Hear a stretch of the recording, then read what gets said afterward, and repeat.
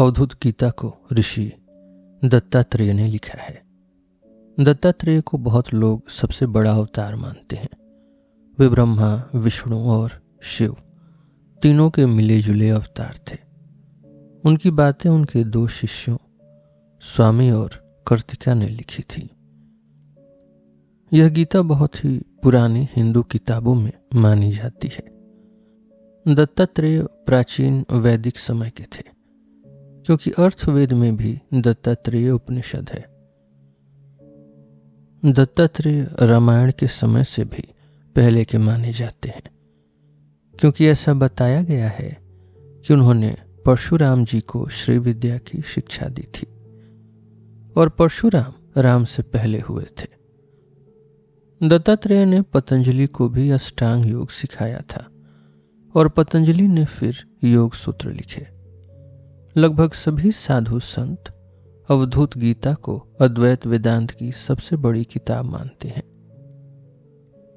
कुछ लोगों का मानना है कि दत्तात्रेय ही तंत्र विद्या के शुरू करने वाले थे। उनके जन्म को लेकर भी कई अलग अलग कहानियां हैं और कहाँ उनका निधन हुआ यह किसी को नहीं पता। माना जाता है कि वे बुधवार को मार्गशीर्ष महीने की पूर्णिमा के 14वें दिन पैदा हुए थे, लेकिन साल और जगह की कोई पक्की जानकारी नहीं है। कुछ जानकारों का कहना है कि दत्तात्रेय कम से कम 5000 ईसा पूर्व या उससे भी पहले हुए थे। स्वामी विवेकानंद ने अवधूत गीता के बारे में कहा था, ऐसे लोग ही धर्म को जिंदा रखते हैं।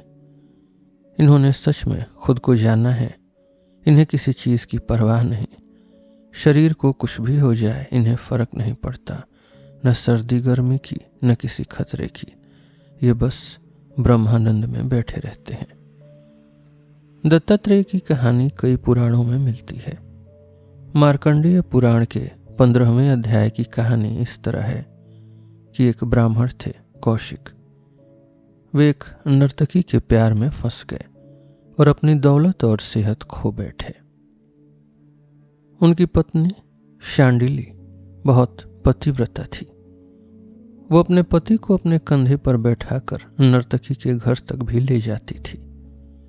एक बार गलती से शांडिली ने ऋषि मंडवे पर पैर रख दिया तो ऋषि ने दोनों को सूरज निकलने पर मरने का श्राप दे दिया।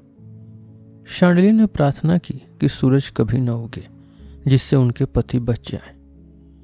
उनकी प्रार्थना से सूरज नहीं उगा और देवता परेशान हो गए।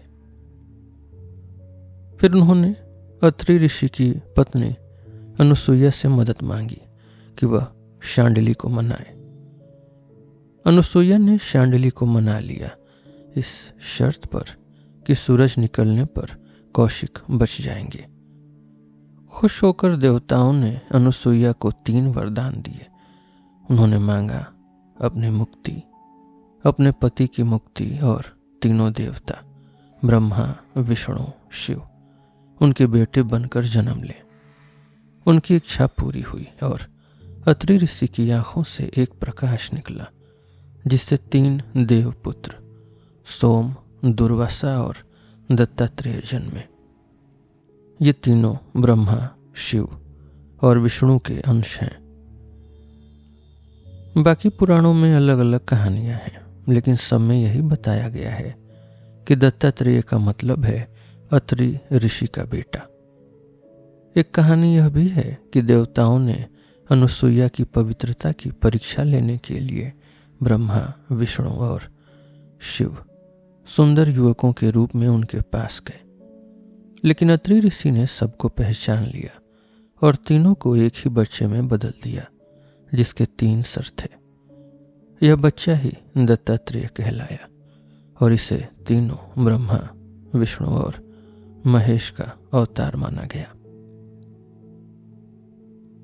दत्तात्रेय का जन्म होते ही वे 3-4 साल के बच्चे जैसे दिखने लगे। जन्म के बाद उन्होंने अपनी माँ से कहा, मैं घर छोड़कर जा रहा हूं माँ। माँ ने कहा, कम से कम एक लंगोटी तो पहन लो। दत्तात्रेय ने कहा, मुझे इसकी जरूरत नहीं माँ, जैसा आया हूं वैसे ही रहूंगा। और उन्होंने पूरी जिंदगी अवधूत यानी मुक्त बेपरवाह संत की तरह बिताई। वे हजारों लोगों को दीक्षा देते थे। चलते फिरते भी वे लोगों को शिष्य बनाते, मंत्र देते और किसी के धर्म, जाति, लिंग या व्यवहार से कोई भेदभाव नहीं करते। ज्यादातर जीवन उन्होंने उत्तर मैसूर से लेकर महाराष्ट्र और गुजरात में नर्मदा नदी तक घूमते फिरते बिताया। एक किताब में लिखा है कि एक शिष्य ने दत्तात्रेय को गंधमादन पर्वत पर ध्यान करते हुए पाया था।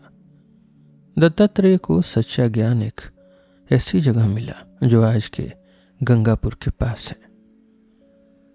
कहते हैं कि दत्तात्रेय का जीवन बहुत ही अलग था।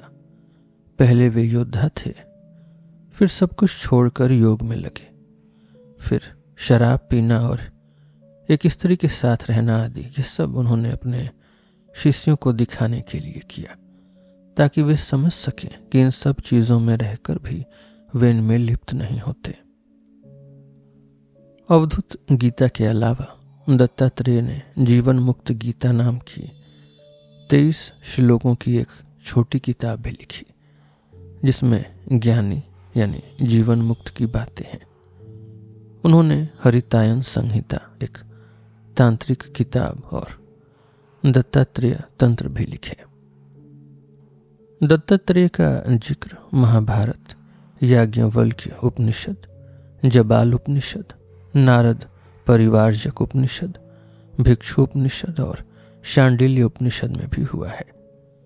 वैष्णव लोग उन्हें बहुत मानते हैं क्योंकि उन्हें विष्णु का अवतार कहा गया है। दत्तात्रेय ने त्रिपुरा रहस्य के ज्ञान कांड को परशुराम को सुनाया था, ताकि परशुराम के मन में मुक्ति को लेकर जो सवाल थे वो दूर हो जाएं। दत्तात्रेय को आमतौर पर 4 कुत्तों के साथ दिखाया जाता है, जो चारों वेदों के प्रतीक हैं। उनके पीछे एक गाय होती है जो विष्णु जी का रूप मानी जाती है। हाथ में त्रिशूल होता है जो शिव जी का प्रतीक है, और उनके 3 सिर होते हैं जो ब्रह्मा जी को दर्शाते हैं। आइए अवधूत गीता को लाइन बाय लाइन समझने की कोशिश करते हैं।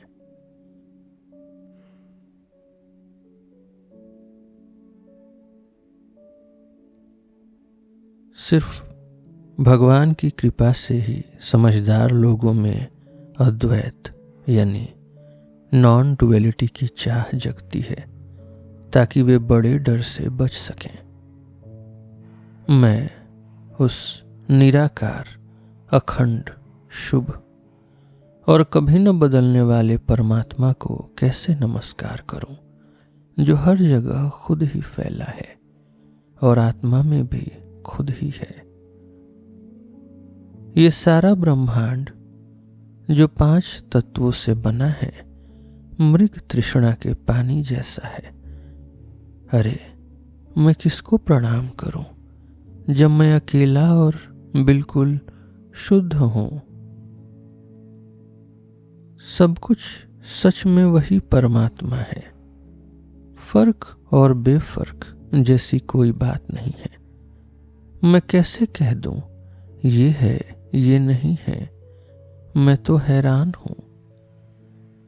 वेदांत का असली मतलब यही ज्ञान है। यही सबसे बड़ा ज्ञान है कि मैं असल में निराकार, सब जगह फैला हुआ आत्मा हूं। इसमें कोई शक नहीं कि मैं वही भगवान हूं जो सबका आत्मा है, बिल्कुल शुद्ध, अखंड, आसमान जैसा। मैं सच में अडोल और अनंत हूं, इम्यूटेबल और इन्फिनिट, जो सिर्फ ज्ञान का रूप है। मुझे नहीं पता किससे या कैसे सुख दुख होते हैं। मेरे मन में कोई अच्छा या बुरा विचार नहीं है। शरीर में कोई अच्छा या बुरा काम नहीं है।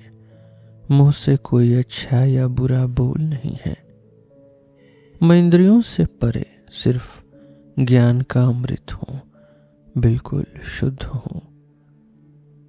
मन असल में आकाश जैसा है, मन हर तरफ है, मन ही बीता हुआ है, मन ही सब कुछ है, लेकिन सच में मन जैसी कोई चीज नहीं है।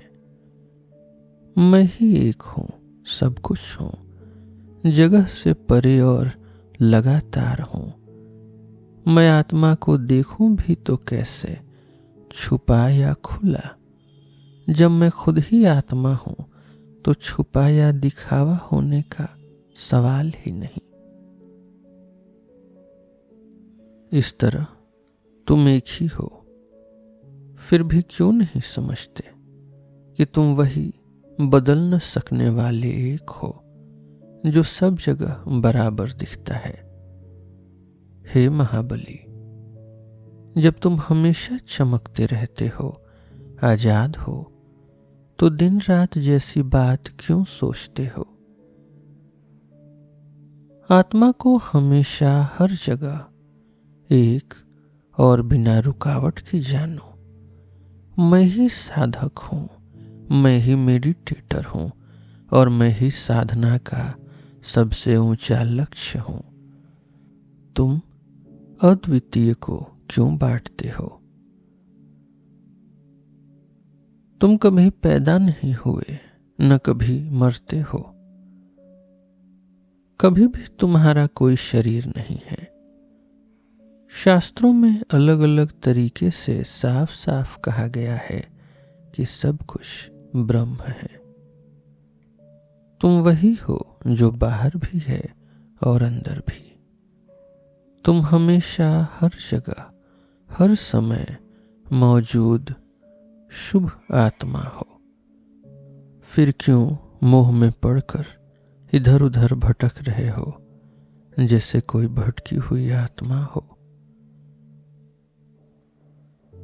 न तुम्हारे लिए और न मेरे लिए मिलना बिछड़ना है। न तुम हो न मैं हूं, न ये ब्रह्मांड है। सब कुछ बस आत्मा ही है। तुम उन 5 इंद्रियों वाली चीजों के नहीं हो, जैसे आवाज वगैरह, और वो चीजें भी तुम्हारी नहीं हैं।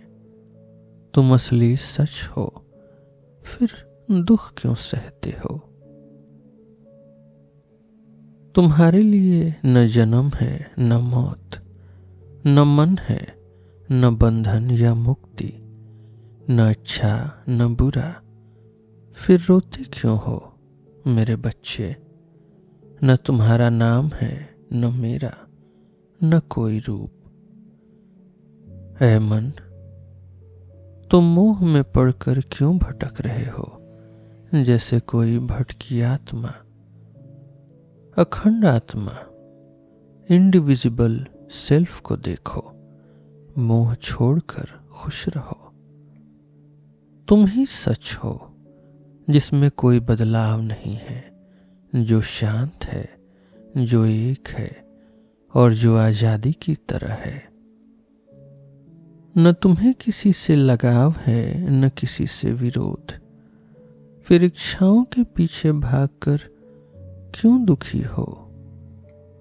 सब ग्रंथ कहते हैं कि सच बिना गुण के शुद्ध, कभी न बदलने वाला, शरीर के बिना और हर जगह बराबर है। मुझे वही समझो। जिसका रूप है उसे झूठ मानो, और जो निराकार है, जो फॉर्मलेस है, वो हमेशा का है, वो इटर्नल है। ये सच जानकर फिर जन्म मरण नहीं होता। संत कहते हैं कि असली हकीकत, असली रियलिटी एक ही है, और जब मोह छोड़ देते हैं तो मन, जो एक भी है और अनेक भी, खत्म हो जाता है। अगर कोई चीज आत्मा नहीं है तो समाधि कैसी? अगर वो आत्मा है तो समाधि कैसी? अगर वो है भी और नहीं भी तो भी समाधि कैसी? अगर सब कुछ एक है और आजादी की तरह है तो समाधि कैसी। तुम बिल्कुल शुद्ध एक जैसे सच हो। तुम्हारा कोई शरीर नहीं है, ना तुम जन्म लेते हो ना बदलते हो। फिर क्यों सोचते हो मुझे यहाँ पता है या मुझे नहीं पता। तुम वही हो जैसी बातों से अपना सच्चा स्वरूप बताया गया है, जो झूठा है और 5 तत्वों से बना है। ग्रंथ कहते हैं यह नहीं, यह नहीं, नेति नेति। जैसे आत्मा में आत्मा भरी रहती है, वैसे ही तुम सब में लगातार भरे हो। न साधक है न साधना है, न मेडिटेटर है न मेडिटेशन है। तो मन बेझिझक क्यों साधना करता है, क्यों मेडिटेशन करता है। मुझे परमात्मा के बारे में पता नहीं, तो कैसे उसकी बात करूं। मुझे परमात्मा के बारे में पता नहीं, तो कैसे उसकी पूजा करूं। अगर मैं ही सबसे ऊंचा, सबसे सच्चा और सब जगह फैला हूं, तो मैं उसकी बात या पूजा कैसे कर सकता हूं। अगर मैं ही सबसे ऊंचा हूं, तो खुद को कैसे देख सकता हूं। क्या आंख खुद अपनी ही आंख को देख सकती है। अहंकार, ईगो असली सच नहीं है, जो एक जैसा बिना मिलावट के और किसी तरह के भेदभाव से मुक्त है। अहंकार वही कैसे हो सकता है जो खुद को जानता है। कोई भी ऐसी चीज नहीं है जो मन में असीम हो, अनलिमिटेड हो। कोई भी ऐसी चीज नहीं है जो सच हो। असल में आत्मा ही सबसे ऊंचा सच है। उसमें न किसी को चोट पहुंचाना है, न पहुंचाना। तुम ही एक जैसे सच हो।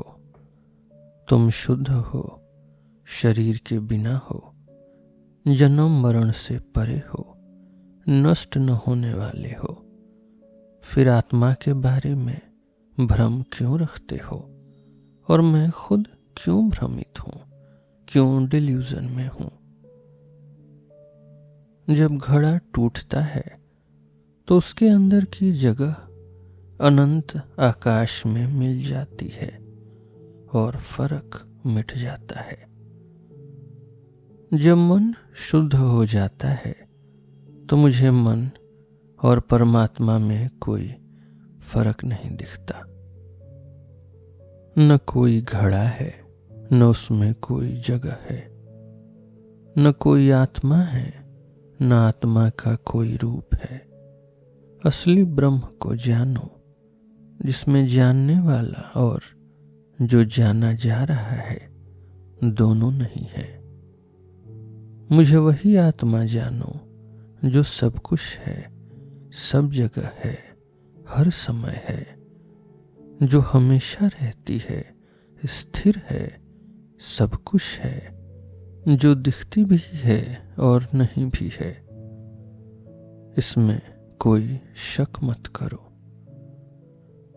न वेद है, न दुनिया, न देवता, न यज्ञ, न कोई जात, न जीवन का कोई पड़ाव, न परिवार, न जन्म, न धुएं का रास्ता है, न रोशनी का रास्ता। बस सबसे ऊंचा सच है, एक जैसा ब्रह्म है। अगर तुम सब में समाये हुए और सबको समाने वाले से आजाद हो, अगर तुम एक हो, पूरा हो, तो खुद को इंद्रियों से जानने या इंद्रियों से परे मानने की बात कैसे कर सकते हो। कुछ लोग अद्वैत को ढूंढते हैं, कुछ द्वैत को, कुछ नॉन डुअलिटी को, कुछ डुअलिटी को। ये असली सच नहीं जानते, जो हर समय, हर जगह एक जैसा है, जो न द्वैत है और न द्वैत। वो सच कैसे बताया जाए जो मन और शब्दों से परे है, जिसमें न कोई रंग है, न आवाज या कोई गुण है। जब तुम्हें ये सब झूठा दिखने लगे, जब शरीर वगैरह तुम्हें बस आकाश जैसा लगने लगे, तब तुम ब्रह्म को सच में जानते हो। तब तुम्हारे लिए कोई दोहरापन, कोई द्वैत, कोई डुअलिटी नहीं रहती। अब तो मेरी असली पहचान भी मुझे परमात्मा से अलग नहीं लगती। सब एक सा आकाश जैसा ही दिखता है। फिर साधक और साधना कहाँ रहे? मेडिटेटर और मेडिटेशन दो कहाँ रहे? मैं जो भी करता हूँ, खाता हूँ, जो भी यज्ञ करता हूँ, दान देता हूँ, ये कुछ भी मेरा नहीं है। मैं शुद्ध हूँ, जन्म मरण से परे हूँ, कभी नहीं बिगड़ने वाला हूँ। ये पूरी सृष्टि निराकार है, ये पूरा यूनिवर्स फॉर्मलेस है। ये पूरी सृष्टि कभी नहीं बदलती। ये पूरी सृष्टि शुद्ध है। ये पूरी सृष्टि असली ब्रह्म है, एब्सोल्यूट है। तुम सच हो, इसमें कोई शक नहीं। वरना मैं क्या जानता हूं? तुम आत्मा को, जो खुद को खुद जानता है, अदृश्य क्यों मानते हो? मेरे बच्चे, माया और माया से रहित, छाया और बिना छाया, ये सब बातें कैसी? सब एक ही सच है। सब आकाश जैसा और बिल्कुल साफ है। मैं शुरू में भी आजाद हूं, बीच में भी, अंत में भी। मैं कभी भी बंधा नहीं हूं। मुझे पूरा यकीन है कि मैं हमेशा बिल्कुल शुद्ध और साफ हूं। ये पूरा ब्रह्मांड सबसे पहली बुद्धि से शुरू होकर, कॉस्मिक इंटेलिजेंस से शुरू होकर, मुझे जरा भी प्रकट नहीं होता, मुझे जरा भी मैनिफेस्ट नहीं होता। सब कुछ सिर्फ ब्रह्म ही है। मेरे लिए किसी जात या जीवन के पड़ाव का कोई मतलब नहीं। मैं जानता हूं कि हर तरफ से सब कुछ वही एक मैं है, जो खुद में पूरा है और बना रहता है। जबकि 5 तत्व जैसे आकाश से शुरू असल में खाली हैं। आत्मा न तो किन्नर है, न मर्द है, न औरत है। ये न कोई ख्याल है, न कोई कल्पना। तुम आत्मा को खुशियों से भरा या बिना खुशी वाला कैसे मान सकते हो? आत्मा 6 अंगों वाले योग से कभी शुद्ध नहीं बनती। मन को खत्म करने से भी आत्मा शुद्ध नहीं बनती।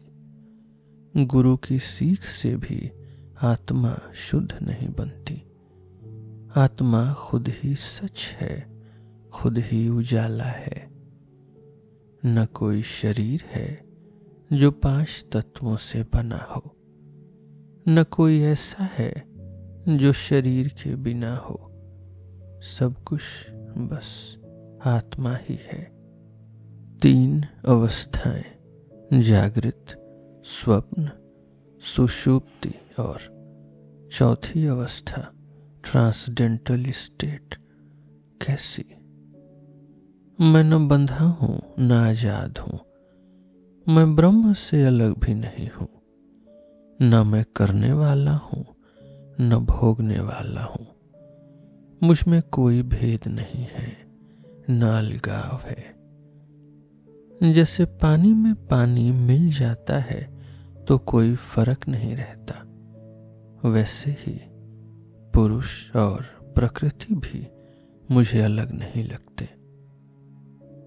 अगर तुम कभी बंधे नहीं, कभी आजाद नहीं हुए, तो खुद को रूप वाला या निराकार कैसे सोच सकते हो? मैं तुम्हारा असली रूप बिना किसी भेद के आसमान की तरह देखता हूँ। तुम्हारा छोटा रूप मृग तृष्णा के पानी जैसा है। मेरा न कोई गुरु है न कोई सीख, न कोई सीमा न कोई काम। जान लो, मैं अपने स्वभाव से शुद्ध, एक जैसा, शरीर के बिना आसमान जैसा हूं। तुम शुद्ध हो, शरीर के बिना हो। तुम्हारा मन सबसे ऊपर नहीं है। तुम्हें ये कहने में हिचकिचाना नहीं चाहिए कि मैं आत्मा हूं, सबसे बड़ा सच हूं। ऐ मन, तुम रो क्यों रहे हो? तुम आत्मा हो, आत्मा को आत्मा से जानो। मेरे बच्चे, अद्वैत का सबसे अच्छा अमृत पी लो। हर भेदभाव से ऊपर उठ जाओ। न कोई ज्ञान है न अज्ञान, न ज्ञान और अज्ञान का मिला जुला रूप है। जिसे ये बात हमेशा पता है वो खुद ज्ञान है। न ज्ञान की जरूरत है न तर्क, न समय, न जगह। न गुरु से सीखने की जरूरत है न समाधि पाने की। मैं अपने आप में ही पूरा ज्ञान और सच हूं। आसमान जैसा बिल्कुल सहज और स्थिर हूं। न मेरा जन्म है न मौत है। मेरा कोई काम नहीं, न अच्छा न बुरा। मैं ब्रह्म हूं, एकदम साफ, बिना किसी गुण के। मेरे लिए बंधन या मुक्ति, इन दोनों जैसी कोई बात नहीं। अगर भगवान सब जगह फैला है, अगर भगवान हिलता नहीं, पूरा है और कभी न बटने वाला है, तो मुझे कोई फर्क नहीं दिखता। उसके लिए बाहर या अंदर जैसी कोई बात कैसे हो सकती है? पूरा ब्रह्मांड एक जैसा बिना टूटे फूटे चमकता है। अरे ये माया, ये बड़ा धोखा है। द्वैत और अद्वैत का बस ख्याल भर है। हमेशा यह नहीं, नॉट दिस, नॉट दिस।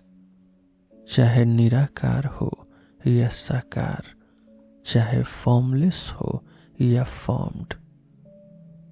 असल में सिर्फ वही सबसे ऊंचा सच है जो हर फर्क और बेफर्क से भी ऊपर है।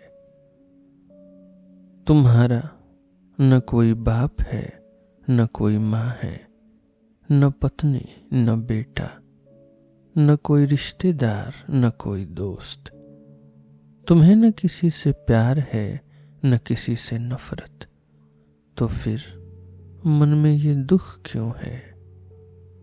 है मन, तुम्हारे लिए न दिन है न रात, न उगना है न डूबना। जो शरीर के बिना है उसके लिए शरीर वाला होना कैसे सोचा जा सकता है? आत्मा न बटी हुई है न अखंड है, न उसमें दुख सुख जैसे भाव है। न वो सब कुछ है न सबसे कम है। आत्मा को कभी न बदलने वाला जानो। मैं न करने वाला हूं न भोगने वाला, न डूअर हूं न एंजॉयर। मेरा कोई काम नहीं, न अब न पहले कभी। मेरा कोई शरीर नहीं और मैं शरीर के बिना भी नहीं। मेरे लिए मेरा या मेरा नहीं जैसी कोई बात कैसे हो सकती है। मुझ में कोई दोष नहीं जैसे वासना वगैरह, न कोई दुख जो शरीर से आता है। मुझे वही एक आत्मा जानो जो आकाश जैसी बड़ी और खुली है। ऐ मन, ऐ दोस्त मन, बहुत बातों का क्या फायदा। मेरे मन, ये सब सिर्फ अंदाजे हैं। मैंने तुम्हें असली बात बता दी। तुम सच हो आकाश जैसे। योगी जहां भी जिस हालत में भी मरते हैं, वहीं वे ऐसे मिट जाते हैं जैसे घड़े की जगह आकाश में मिल जाती है। चाहे शरीर किसी पवित्र जगह पर छोड़ा हो या किसी चांडाल के घर में, योगी भले बेहोश ही क्यों न हो, शरीर से आजाद होते ही परम सत्य से एक हो जाता है। योगी जीवन के कर्तव्य, धन की चाह, प्रेम का सुख, मुक्ति और हर चल अचल चीजों को मृग तृष्णा जैसा ही मानते हैं। मुझे पक्का यकीन है, मैं न कोई पुराना काम करता हूं न नया न अभी का, सिर्फ अवधूत जो हर हाल में शुद्ध है, खाली जगह में खुशी से रहता है। सब कुछ छोड़कर वो नंगा घूमता है। अपने अंदर ही परमात्मा सब कुछ देखता है। जहां न तीन अवस्थाएं हैं न चौथी, बस वही आत्मा में परम सत्य मिल जाता है। जहां न अच्छा है न बुरा, वहां बंधन या मुक्ति कैसे हो सकती है। अवधूत को न कोई वेद मंत्र आता है न कोई तंत्र। यह अवधूत की सबसे ऊंची बात है, जो ध्यान से शुद्ध होकर असीम एक रसता इन्फिनिट सेमनेस में मिल गई है। न वहां पूरा शून्य है न शून्य है, न वहां शास्त्रों का सच है न झूठ। अवधूत ने ये सब बातें अपने स्वभाव से खुद ही कही हैं। अगर गुरु छोटा है, अनपढ़ है, इंद्रियों के सुख में डूबा है, या नौकर है या गृहस्थ है, इसमें कोई फर्क नहीं पड़ता। जैसे कोई कीमती रतन गंदी जगह गिर जाए तो भी उसे कोई फेंकता नहीं। ऐसी हालत में उसकी पढ़ाई लिखाई भी देखना जरूरी नहीं। एक समझदार आदमी को बस असली बात पहचाननी चाहिए। जैसे बिना सजावट की नाव भी लोगों को पार कर देती है। जो हमेशा शांत रहता है, जिसके पास बिना कोशिश के सब कुछ है, चल भी और अचल भी, वही असली चेतना है, वही असली कॉन्शियसनेस है, बिल्कुल आसमान जैसी, जो सब जगह है, जो बिना कोशिश के सब कुछ चला रहा है, चलता फिरता और रुका हुआ सब। उसमें कोई भेद कैसे हो सकता है। मेरे लिए वह अद्वैत है। मैं सच में सबसे ऊंचा हूँ, क्योंकि मैं ही असली परमात्मा हूँ। हर असली चीज से भी ज्यादा असली हूँ, क्योंकि मैं जन्म मरण से आजाद हूँ, शांत और एक जैसा हूँ। मैं हर तरह के हिस्सों से मुक्त हूँ। देवता मुझे पूजते हैं, लेकिन मैं खुद में पूरा और परिपूर्ण हूँ। इसलिए मैं देवता और बाकी सब में कोई फर्क नहीं मानता। अज्ञान कोई शक पैदा नहीं करता। मैं क्या करूं जब मन के विचार मेरे पास आते हैं? ये सब पानी में बुलबुले जैसे आते हैं और मिट जाते हैं। मैं हमेशा सब जगह हर चीज में समाया रहता हूँ, सबसे ऊपर की बुद्धि से लेकर नरम, सख्त, मीठी, तीखी हर चीज में। जैसे तीखापन, ठंडक या नरमी पानी से अलग नहीं होती, वैसे ही प्रकृति आत्मा से अलग नहीं है। मुझे ऐसा ही लगता है। इस ब्रह्मांड के मालिक का कोई नाम नहीं है। वह सबसे सूक्ष्म, सबसे ऊंचा, बिल्कुल साफ, इंद्रियों, मन और बुद्धि से परे है। जहां ऐसा असली स्वभाव है, वहां मैं कैसे हो सकता है? तुम कैसे हो सकते हो?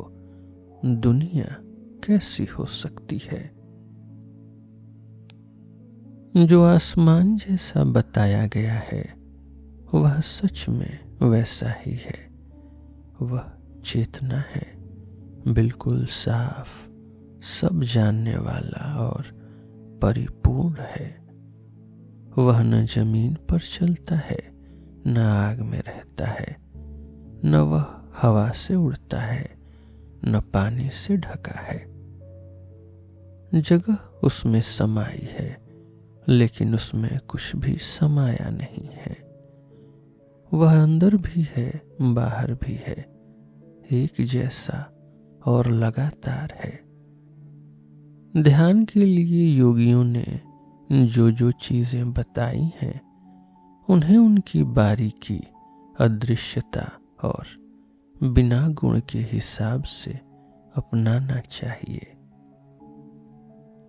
जब लगातार अभ्यास से ध्यान बिना किसी चीज के हो जाता है, तब इंसान अच्छे बुरे इनसे भी मुक्त हो जाता है।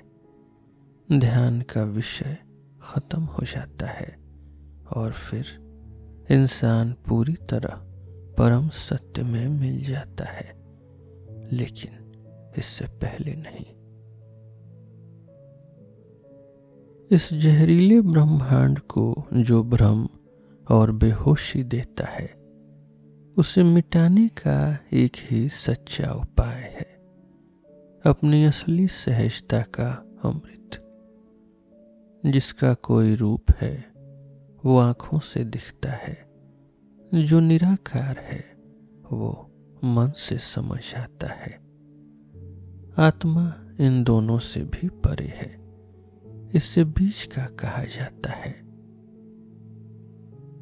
बाहर का जो अस्तित्व है, वो ब्रह्मांड है। अंदर का जो है, उसे प्रकृति कहते हैं।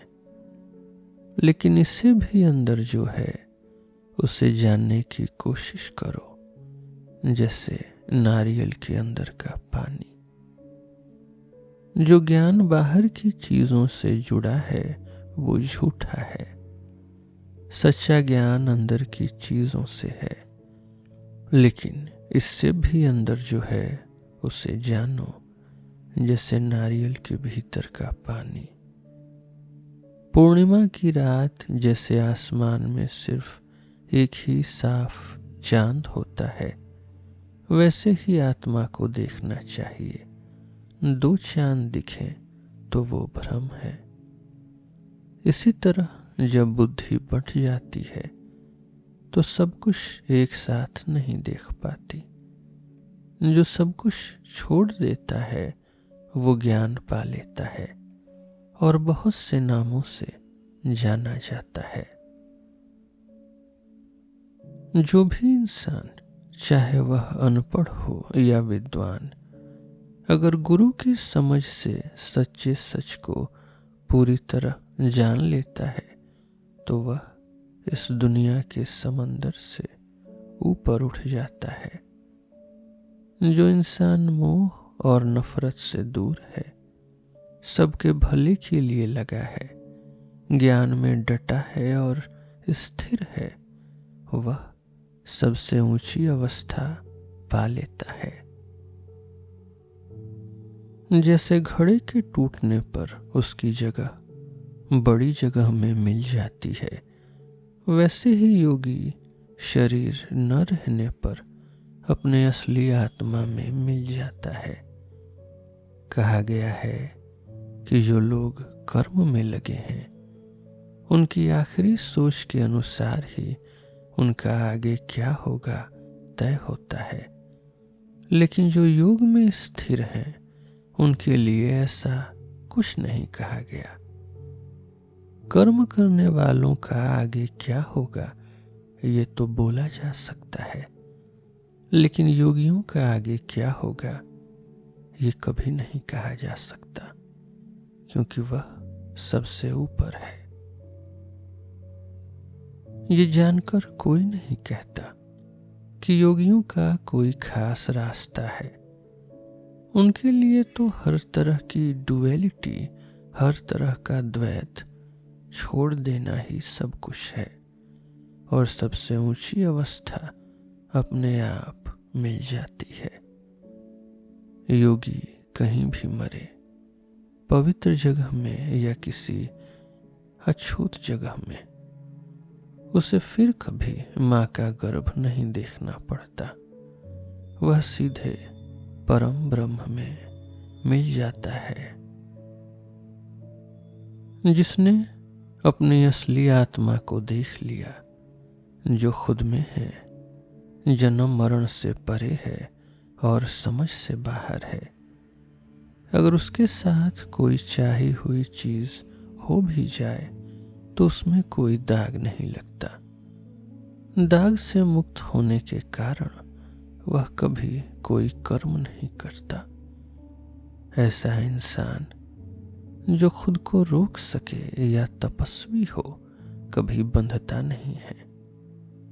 वही सबसे ऊंची आत्मा को पाता है, जो हमेशा रहने वाली, एकदम शुद्ध, निडर, निराकार, बिना किसी सहारे, शरीर के बिना, इच्छा के बिना, सुख दुख जैसे द्वंद्व से परे, माया से दूर और हमेशा ताकतवर है।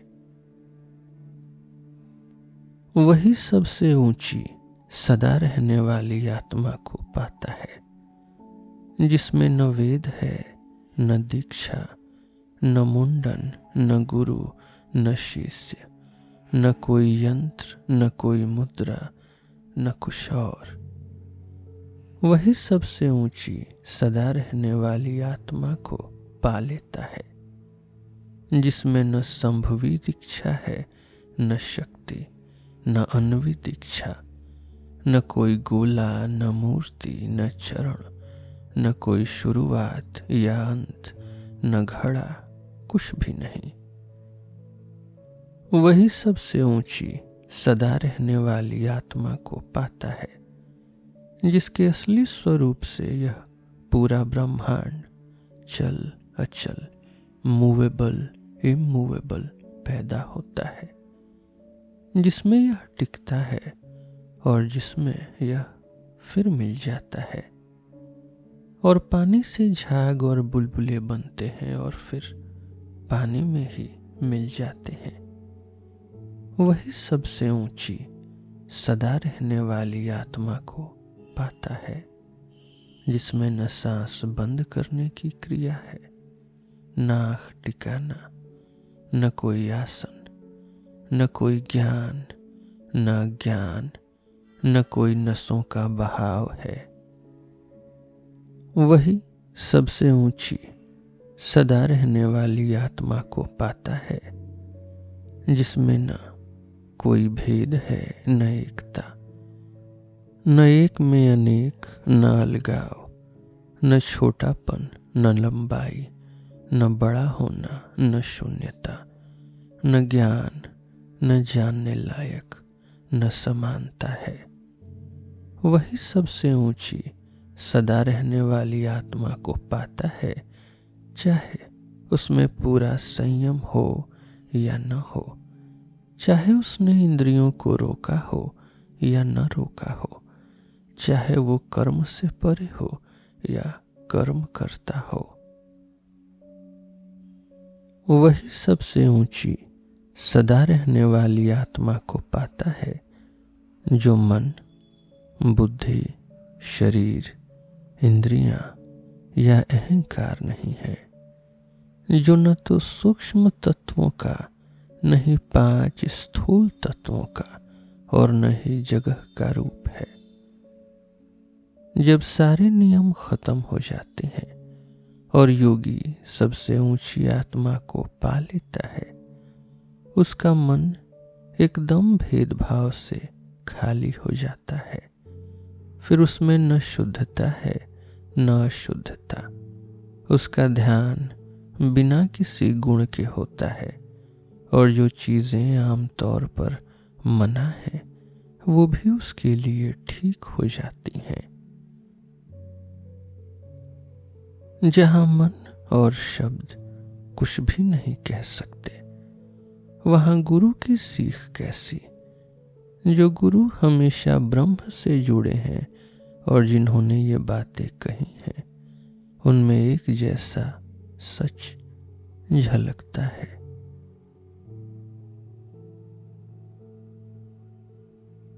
गुण और निर्गुण, इनमें कोई फर्क नहीं है।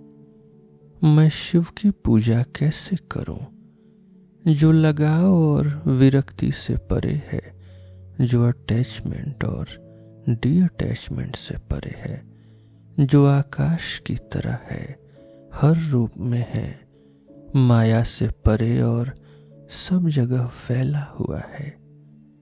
शिव को आकाश या शून्य जैसा कहा जा सकता है, लेकिन वे दोनों से भी परे हैं। शिव में न सफेदी है न कोई और रंग। जो भी कारण और परिणाम है, वो सब भी वही परम शिव है। मैं भी वही शुद्ध शिव हूं, बिल्कुल बिना किसी शक के। प्यारे दोस्त, मैं अपने अंदर की आत्मा को कैसे प्रणाम करूं, क्योंकि असल में मैं हूं ही नहीं। मेरा खुद का कोई आत्मा नहीं, फिर भी आत्मा का बोध है, सेल्फ का अवेयरनेस है। मैं बस शुद्ध चेतना हूं, प्योर कॉन्शियसनेस हूं। जैसे जैसे जागरूकता है, वैसे वैसे मेरा अस्तित्व है।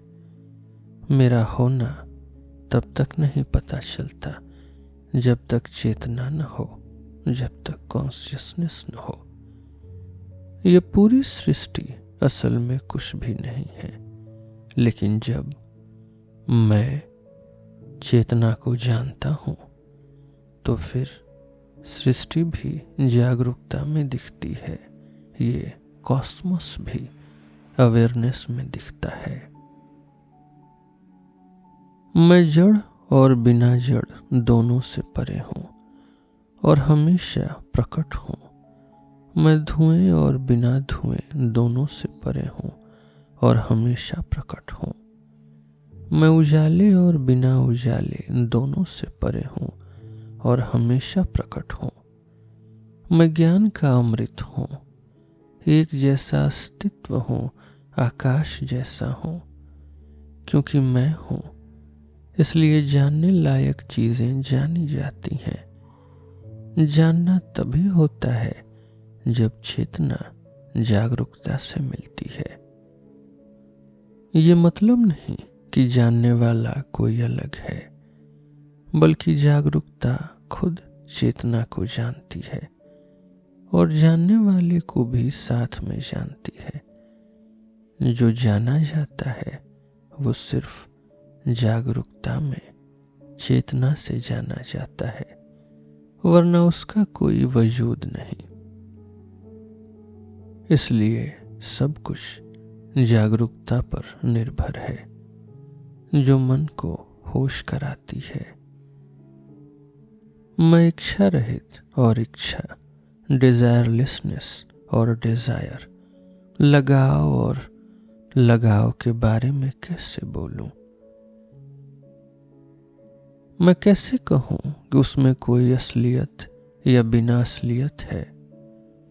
मैं ज्ञान का अमृत हूं, एक जैसा अस्तित्व हूं, आकाश जैसा हूं, क्योंकि सब कुछ जानना उसी पर निर्भर है जो चेतना के पहले से मौजूद होती है।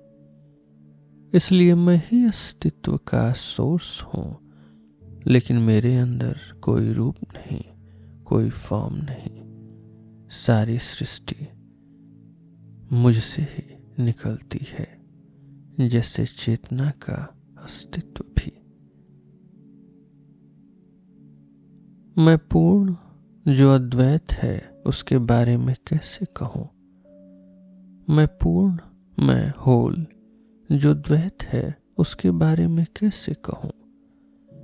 मैं पूर्ण जो हमेशा रहता है और जो हमेशा नहीं रहता है उसके बारे में कैसे कहूं?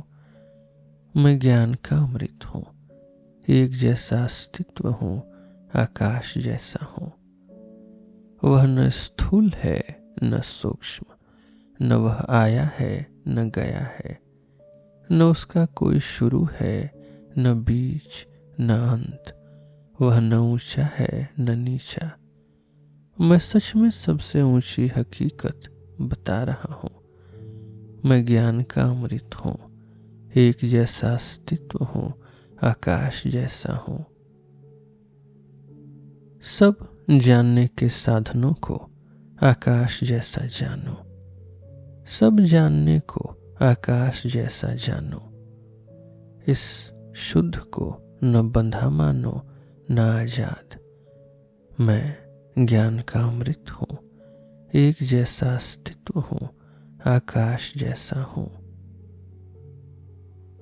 मेरे बच्चे, मुझे समझना मुश्किल नहीं है।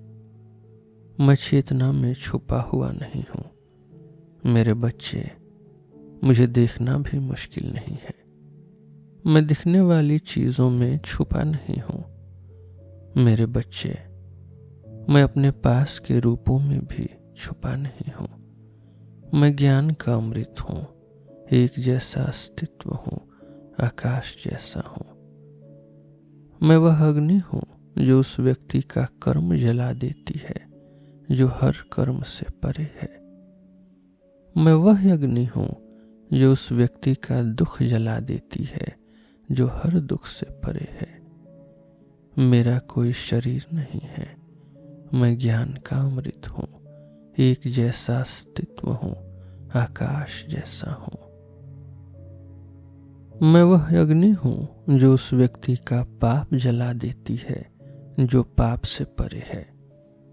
मैं वह अग्नि हूं जो उस व्यक्ति के गुण जला देती है जो गुणों से परे है। मैं वह अग्नि हूं जो उस व्यक्ति का बंधन जला देती है जो बंधन से परे है। मैं ज्ञान का अमृत हूं, एक जैसा अस्तित्व हूं, आकाश जैसा हूं। मेरे बच्चे, मैं न अस्तित्व से परे हूं, न अस्तित्वहीनता से परे हूं। मेरे बच्चे, मैं न एकता से परे हूं, न एकता के न होने से परे हूं। मेरे बच्चे, मैं न मन से परे हूं न बिना मन के। मैं ज्ञान का अमृत हूं, एक जैसा अस्तित्व हूं, आकाश जैसा हूं। अगर कोई माया से परे है फिर भी माया में दिखता है, तो इसमें मेरा कोई अज्ञान नहीं है। अगर कोई दुख से परे है, फिर भी दुख में दिखता है, तो इसमें मेरा कोई अज्ञान नहीं है।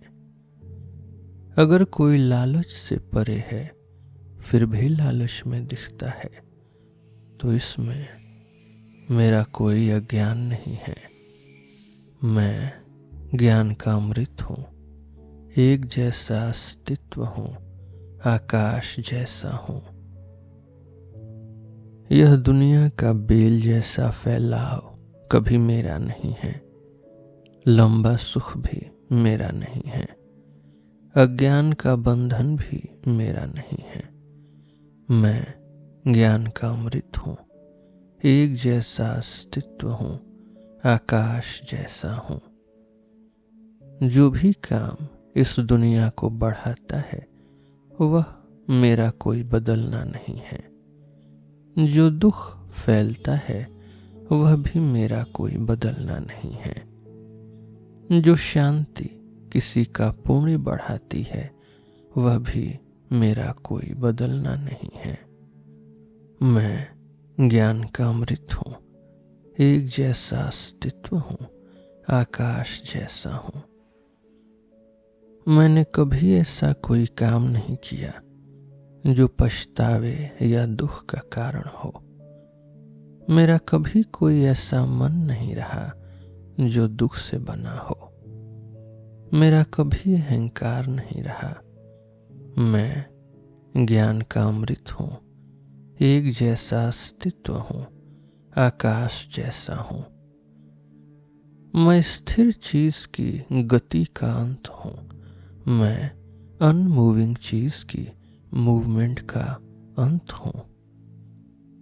मैं न फैसला हूँ न अनिर्णय। मैं न डिसीजन हूँ न इनडिसीजन। मैं नींद और जागरण दोनों का अंत हूँ। मैं न अच्छा हूँ न बुरा, न चलने वाला हूँ न अचल, न कोई असलियत हूँ न बिना असलियत। मैं ज्ञान का अमृत हूँ, एक जैसा अस्तित्व हूँ, आकाश जैसा हूँ। यह आत्मा न तो जानी जाने वाली है, न जानने का साधन है, न नोएबल है, न इंस्ट्रूमेंट ऑफ नोइंग है। यह न तर्क है, न तर्क का विषय है। यह शब्दों से बाहर है। यह न मन है न बुद्धि। मैं तुम्हें यह सच कैसे बताऊं? मैं ज्ञान का अमृत हूँ, एक जैसा अस्तित्व हूँ, आकाश जैसा हूँ। सबसे ऊंचा सच न तो अखंड है न विभाजित है।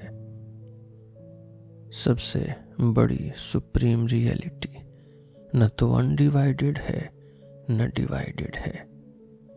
सबसे बड़ा सच न भीतर है न बाहर। यह कारण से परे है।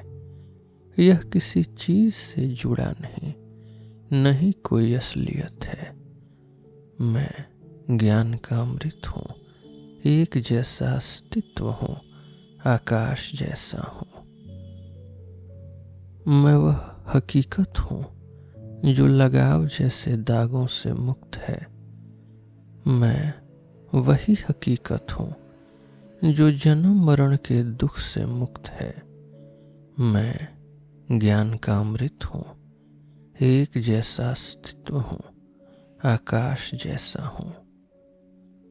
अगर तीन अवस्थाएं ही नहीं हैं, अगर प्लेन्स ऑफ एग्जिस्टेंस ही नहीं है, तो चौथी कहाँ से होगी?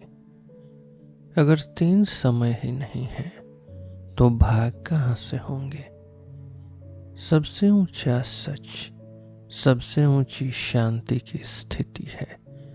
मैं ज्ञान का अमृत हूँ, एक जैसा अस्तित्व हूँ, आकाश जैसा हूँ।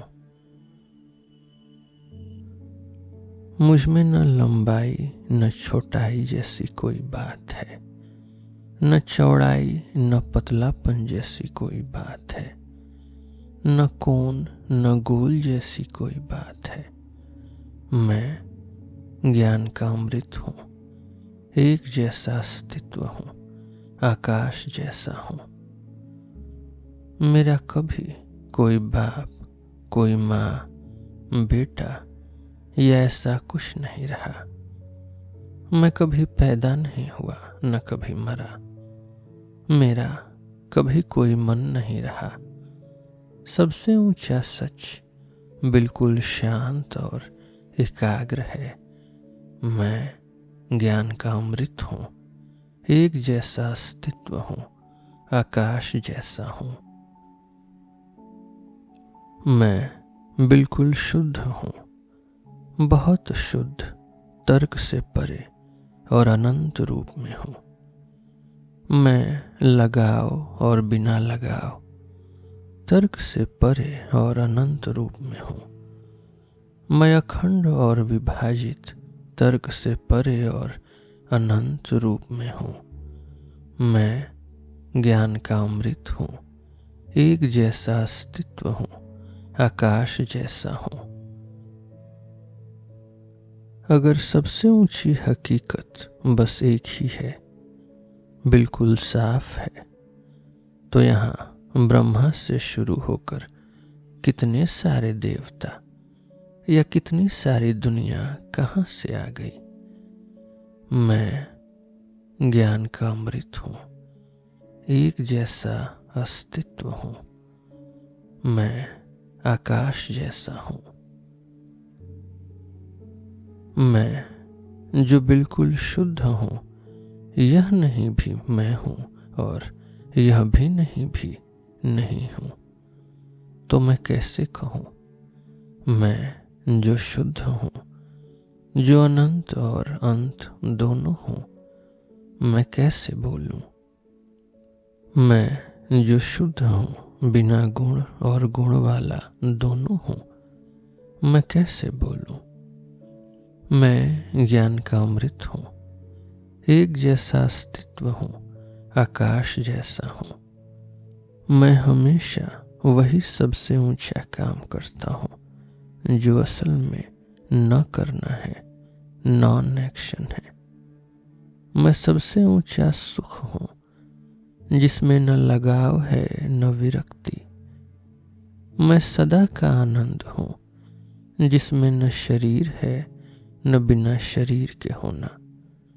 मैं ज्ञान का अमृत हूँ, एक जैसा अस्तित्व हूँ, आकाश जैसा हूँ। यह माया की सृष्टि मेरा कोई बदलना नहीं है। धोखा और अहंकार की सृष्टि भी मेरा कोई बदलना नहीं है। सच और झूठ की सृष्टि भी मेरा कोई बदलना नहीं है। मैं ज्ञान का अमृत हूँ, एक जैसा अस्तित्व हूँ, आकाश जैसा हूँ। मैं समय जैसे सांझ जैसी बातों से भी परे हूँ। मुझ में कोई अलगाव नहीं। मैं अंदर बाहर और जागना दोनों से परे हूँ। मैं न बहरा हूँ न गूंगा। मैं माया से परे हूँ। मन के भावों से मैं शुद्ध नहीं होता। मैं ज्ञान का अमृत हूँ, एक जैसा अस्तित्व हूँ, आकाश जैसा हूँ। मैं न मालिक हूँ न बिना मालिक के। मैं एकदम शांत हूँ। मैं मन और बिना मन के भी पार चला गया हूँ। मैं एकदम शांत हूँ। मुझे सबसे अलग और ऊपर जानो। मैं ज्ञान का अमृत हूँ, एक जैसा अस्तित्व हूँ, आकाश जैसा हूँ। मैं कैसे कह दूं कि ये जंगल है या मंदिर है। कैसे कह दूं कि ये साबित है या शक है। यह सब बिना रुके हुए एक जैसा शांत अस्तित्व है। मैं ज्ञान का अमृत हूँ, एक जैसा अस्तित्व हूँ, आकाश जैसा हूँ। आत्मा जिसमें न जीवन है न बिना जीवन के, हमेशा चमकती रहती है। न बीज है न बिना बीज के, न मुक्ति है न बंधन, फिर भी हमेशा चमकती रहती है। मैं ज्ञान का अमृत हूँ, एक जैसा अस्तित्व हूँ, आकाश जैसा हूँ। वह हमेशा चमकती रहती है, जिसमें न जन्म है न मरण, न ये दुनिया है। मैं ज्ञान का अमृत हूँ, एक जैसा अस्तित्व हूँ, आकाश जैसा हूँ। तुम्हारा कोई नाम या रूप भी नहीं, यहाँ तक कि इशारे तक का भी नहीं। न कोई अलग अलग असलियत है न एक जैसी। तो ये बेझिझक मन, तुम क्यों दुखी हो? मैं ज्ञान का अमृत हूँ, एक जैसा अस्तित्व हूँ, आकाश जैसा हूँ। दोस्त, तुम क्यों रो रहे हो? तुम्हारे पास जन्म का दुख नहीं है। दोस्त, तुम क्यों रो रहे हो? तुम्हारे लिए कोई बदलाव नहीं है। मैं ज्ञान का अमृत हूँ, एक जैसा अस्तित्व हूँ, आकाश जैसा हूँ। दोस्त, तुम क्यों रो रहे हो? तुम्हारा कोई असली रूप नहीं है। दोस्त, तुम क्यों रो रहे हो? तुम्हारे पास कोई विकृति नहीं है, कोई डिफॉर्मिटी नहीं है। दोस्त, तुम क्यों रो रहे हो? तुम्हारी कोई उम्र नहीं है। मैं ज्ञान का अमृत हूँ, एक जैसा अस्तित्व हूँ, आकाश जैसा हूँ। दोस्त, तुम क्यों रो रहे हो? तुम्हारी कोई उम्र नहीं है। दोस्त, तुम क्यों रो रहे हो? तुम्हारा कोई मन नहीं है। दोस्त, तुम क्यों रो रहे हो? तुम्हारी कोई इंद्रियां नहीं है। मैं ज्ञान का अमृत हूँ, एक जैसा अस्तित्व हूँ, आकाश जैसा हूँ। दोस्त, तुम क्यों रो रहे हो? तुम्हारे पास कोई वासना नहीं है। दोस्त, तुम क्यों रो रहे हो? तुम्हारे पास कोई लालच नहीं है। दोस्त, तुम क्यों रो रहे हो? तुम्हारे पास कोई मोह नहीं है। मैं ज्ञान का अमृत हूँ, एक जैसा अस्तित्व हूँ, आकाश जैसा हूँ। तुम धन की चाह क्यों रखते हो? तुम्हारे पास कोई धन नहीं है। तुम धन की चाह क्यों रखते हो? तुम्हारी कोई पत्नी नहीं है। तुम धन की चाह क्यों रखते हो? तुम्हारा कोई भी अपना नहीं है। मैं ज्ञान का अमृत हूँ, एक जैसा अस्तित्व हूँ, आकाश जैसा हूँ। इस झूठे संसार में जन्म न तुम्हारा है न मेरा। ये बेझिझक मन अलग अलग दिखता है, फर्क और बिना फर्क, न मेरा है न तुम्हारा। मैं ज्ञान का अमृत हूँ, एक जैसा अस्तित्व हूँ, आकाश जैसा हूँ। तुम्हारी प्रकृति में न बेफिक्री है न लगाव है। तुम्हारी प्रकृति में जरा भी इच्छा नहीं है। मैं ज्ञान का अमृत हूँ, एक जैसा अस्तित्व हूँ, आकाश जैसा हूँ। तुम्हारे मन में न साधक है न साधना है, न साध्य है। तुम्हारे पास समाधि नहीं है। तुम्हारे बाहर कोई जगह नहीं है, न समय की कोई चीज है। मैं ज्ञान का अमृत हूँ, एक जैसा अस्तित्व हूँ, आकाश जैसा हूँ। मैंने तुम्हें सारी जरूरी बात बता दी। यहाँ न तुम हो, न मेरे लिए कुछ है, न किसी बड़े के लिए, न कोई गुरु है, न कोई शिष्य है। सबसे ऊंची हकीकत अपने आप है, अपने ही ढंग से रहती है। मैं ज्ञान का अमृत हूँ, एक जैसा अस्तित्व हूँ, आकाश जैसा हूँ। अगर मैं ही सबसे ऊंचा हूँ, आकाश जैसा, तो यहाँ पर परम सत्य जो आनंद है वह कैसे हो सकता है? यहाँ पर ऐसा परम सत्य जो आनंदमय न हो वह कैसे हो सकता है?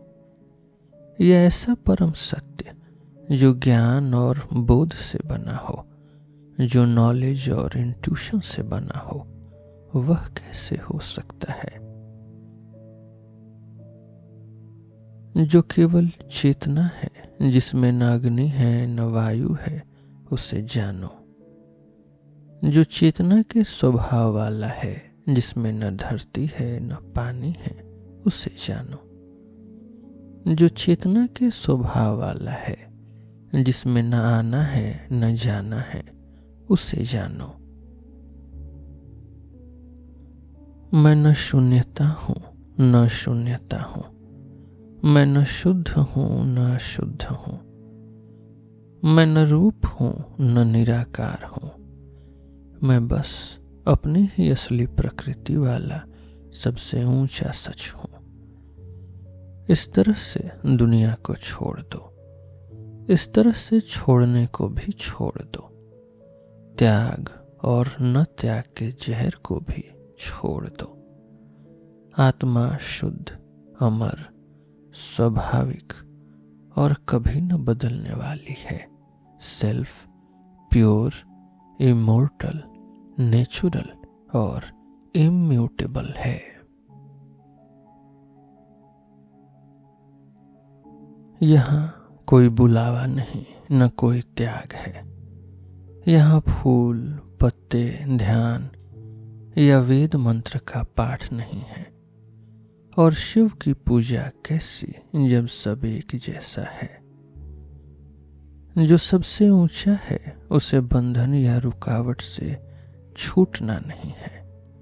उसमें न शुद्धि है, न साफ होना है, न छूटना है। वो मिलन या अलगाव से मुक्त नहीं होता। मैं सच में एकदम आजाद हूँ, आकाश जैसा। मैंने कभी यह गलत ख्याल नहीं बनाया कि यह सब असलियत पैदा हुई है या यह सब झूठ पैदा हुआ है। मैं हर बीमारी से आजाद हूँ। मेरा रूप मिट चुका है। मुझ में दाग, बिना दाग, भिन्न, अभिन्न, अलग, इनमें से कुछ भी दिखाई नहीं देता। मैं हर बीमारी से आजाद हूँ। मेरा रूप मिट चुका है।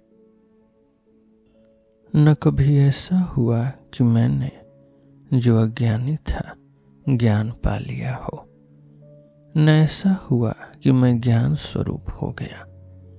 और मैं कैसे कहूँ कि मेरे पास अज्ञान और ज्ञान दोनों हैं।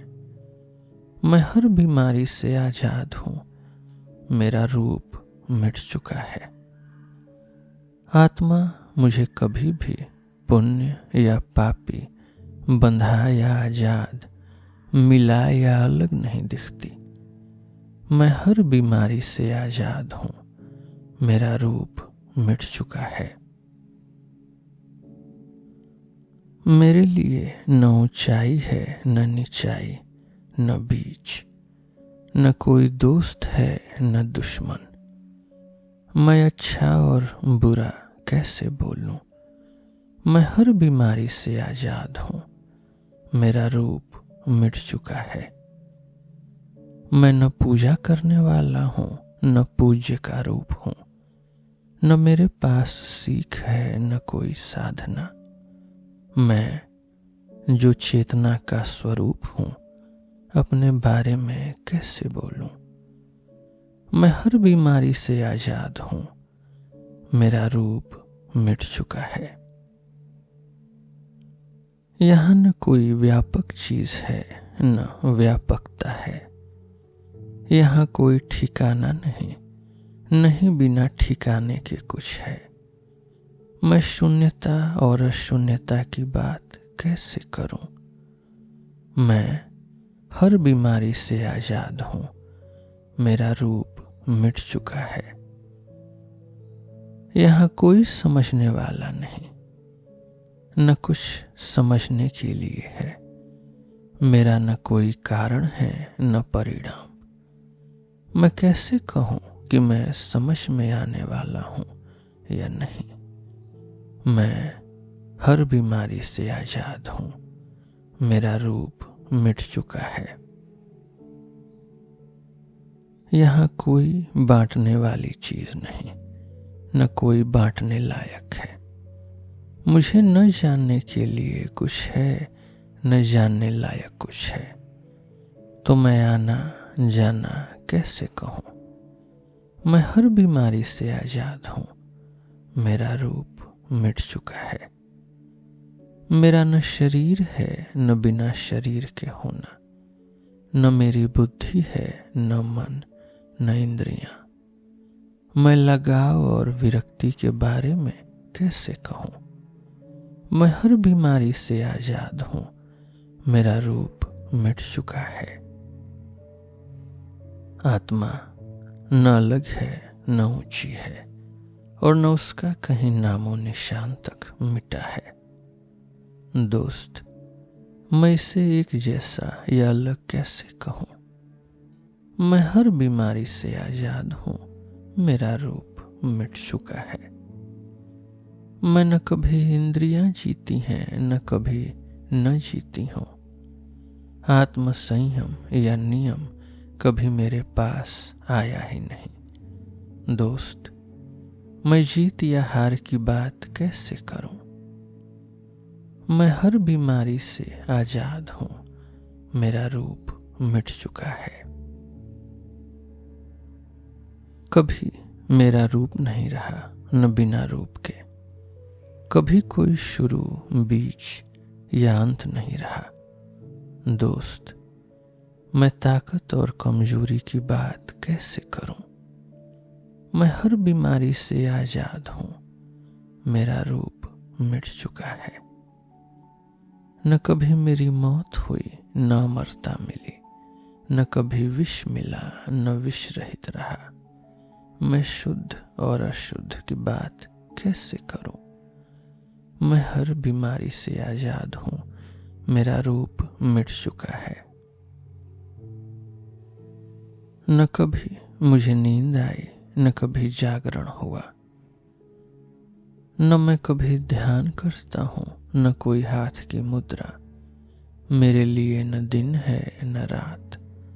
मैं कैसे बोलूं कि कोई परा या सांसारिक अवस्था है। मैं हर बीमारी से आजाद हूं, मेरा रूप मिट चुका है। मुझे सब कुछ छोड़ चुका और सबके भाग से भी परे जानो। मुझ में न माया है, न माया से मुक्ति। मैं सुबह शाम की पूजा जैसी बातों की चर्चा कैसे करूं। मैं हर बीमारी से आजाद हूं, मेरा रूप मिट चुका है। मुझे सब कुछ छोड़ चुका और सबके भाग से भी परे जानो। मुझ में न माया है, न माया से मुक्ति। मैं सुबह शाम की पूजा जैसी बातों की चर्चा कैसे करूं। मैं हर बीमारी से आजाद हूं, मेरा रूप मिट चुका है। मुझे हर तरह के ध्यान से युक्त जानो। मुझे किसी भी सांसारिक या सबसे ऊंचे लक्ष्य से मुक्त जानो। मैं मिलन और अलगाव की बात कैसे करूं। मैं हर बीमारी से आजाद हूँ, मेरा रूप मिट चुका है। मैं न अज्ञानी हूँ न विद्वान हूँ, मैं न मौन रखता हूँ न बोलता हूँ। मैं बहस और जवाब की बात कैसे करूँ? मैं हर बीमारी से आजाद हूँ, मेरा रूप मिट चुका है। कभी मेरा कोई पिता, माँ, परिवार, जाति, जन्म या मौत नहीं रहा। मैं स्नेह या मोह की बात कैसे करूं? मैं हर बीमारी से आजाद हूं, मेरा रूप मिट चुका है। मैं कभी गायब नहीं होता, मैं हमेशा प्रकट हूं। मुझ में न चमक है न चमक की कमी। मैं सुबह शाम की पूजा जैसी बात कैसे करूं? मैं हर बीमारी से आजाद हूं, मेरा रूप मिट चुका है। मुझे बिना किसी शक के असीम जानो, मुझे बिना किसी शक के अखंड जानो, मुझे बिना किसी शक के बिल्कुल शुद्ध जानो। मैं हर बीमारी से आजाद हूं, मेरा रूप मिट चुका है।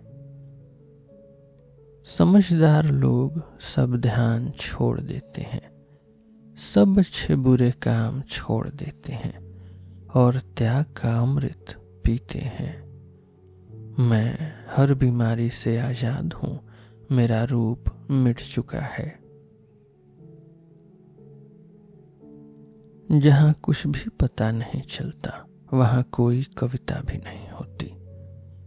जो सबसे ऊंचे और आजाद हैं, वे एक जैसी चेतना में डूबे हुए शुद्ध सोच में सच की बातें करते हैं।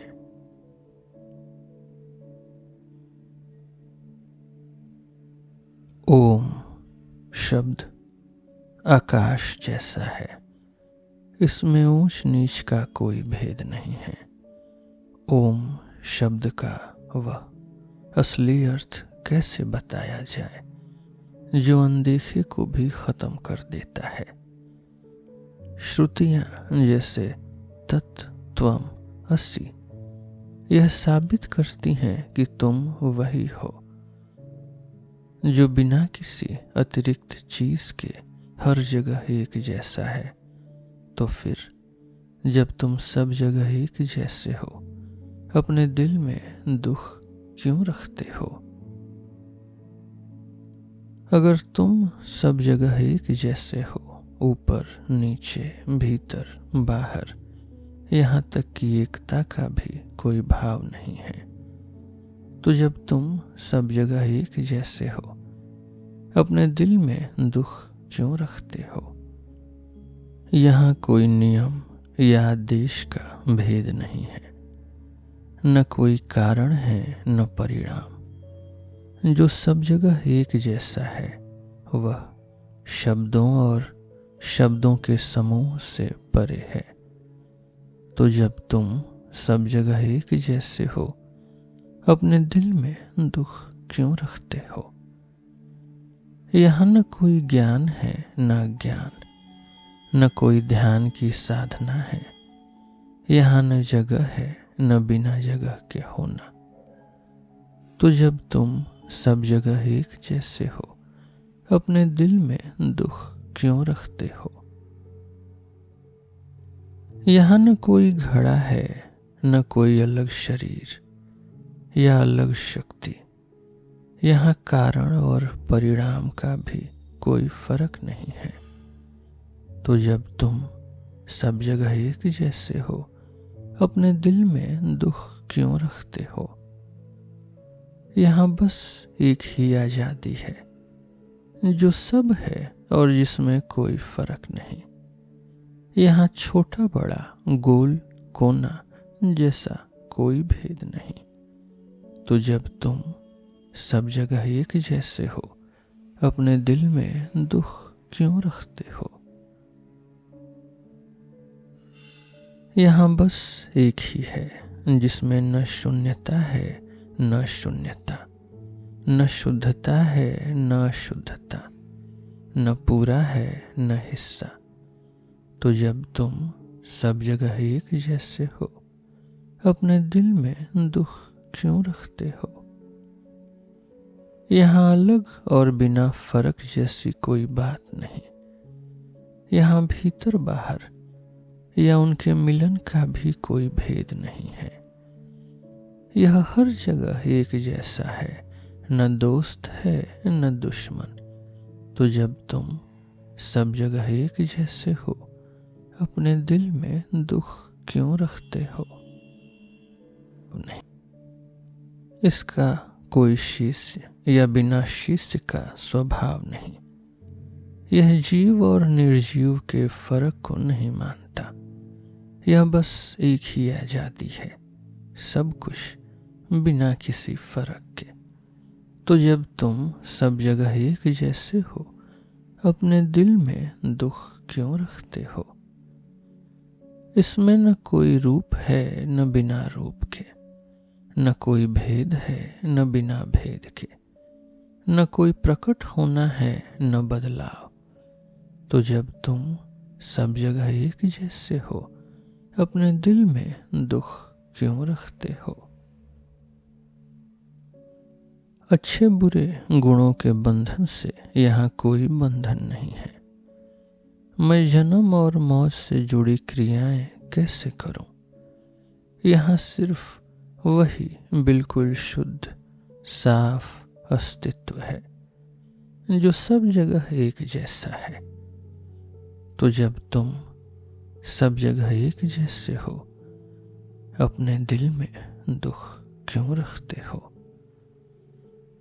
यहाँ वह अस्तित्व है जो न अस्तित्व है न गैर अस्तित्व, न एग्जिस्टेंस न नॉन एग्जिस्टेंस, न इच्छा है न इच्छा रहित, न डिजायर न डिजायरलेसनेस।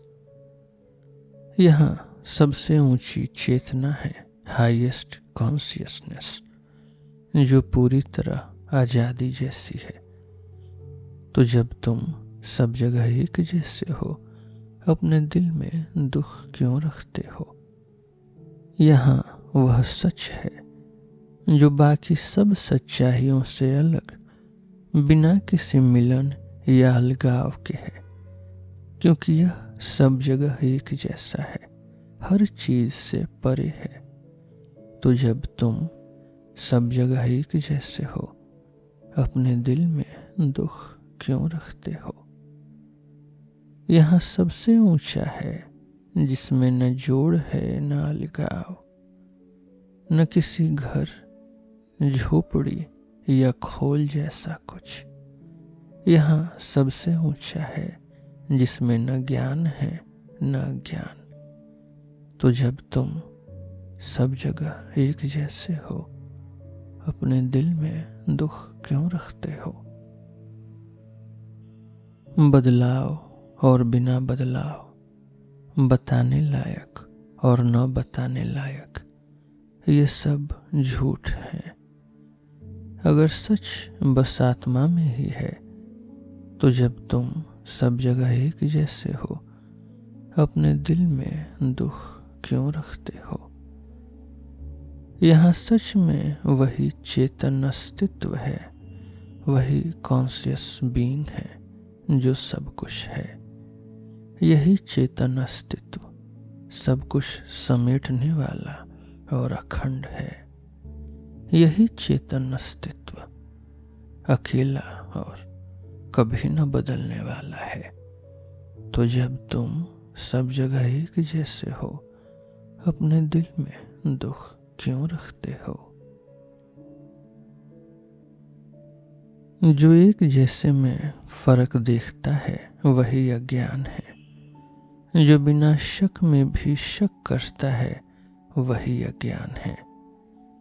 अगर सब कुछ एक ही अखंड चेतना है, एक ही अनडिवाइडेड कॉन्शियसनेस है, तो जब तुम सब जगह एक जैसे हो, अपने दिल में दुख क्यों रखते हो? यहाँ कोई मुक्ति की अवस्था नहीं है, कोई लिबरेशन की स्टेट नहीं है, न कोई पुण्य की अवस्था है, न कोई पाप की अवस्था है, न कोई सिद्धि है, न कोई दरिद्रता है। तो जब तुम सब जगह एक जैसे हो, अपने दिल में दुख क्यों रखते हो? अगर एक जैसा अस्तित्व, कारण परिणाम, फर्क बिना फर्क, रंग और बिना रंग के सबसे परे है, तो जब तुम सब जगह एक जैसे हो, अपने दिल में दुख क्यों रखते हो? आत्मा यहाँ उसी अखंड चेतना में है जो सब है और जिसमें कोई भेद नहीं। यहाँ उसी अखंड चेतना में है जो हमेशा एक जैसी और अचल है। यहाँ उसी अखंड चेतना में है जो न आदमी है न कोई प्राणी है। तो जब तुम सब जगह एक जैसे हो, अपने दिल में दुख क्यों रखते हो? आत्मा सबसे ऊपर है, अखंड है, हर जगह फैली है। यह लगाव के दाग से एकदम मुक्त है, अचल है, हर जगह फैली है। इसमें न दिन है न रात, यह हर जगह फैली है। तो जब तुम सब जगह एक जैसे हो, अपने दिल में दुख क्यों रखते हो? यहाँ कोई बंधन या बंधन से छुटकारा नहीं। यहाँ कोई मिलन या जुदाई नहीं है। यहाँ तर्क या बहस भी नहीं है।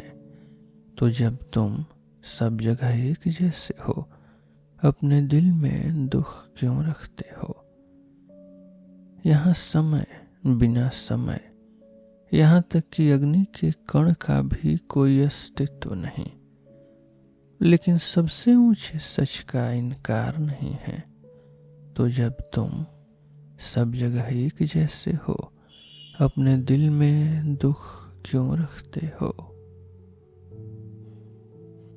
यह आत्मा बिना शरीर और बिना शरीर के है। यहाँ वही सबसे ऊंचा है जिसे न सपना है न गहरी नींद है। यहाँ वही सबसे ऊंचा है जिसका न नाम है न कोई नियम है। तो जब तुम सब जगह एक जैसे हो, अपने दिल में दुख क्यों रखते हो? शुद्ध, विशाल और आकाश जैसा एक जैसा है। आत्मा सब जगह एक जैसी है और सबसे परे है। यह वही एक जैसा अस्तित्व है जिसमें न सार है न बिना सार, न कोई बदलाव है।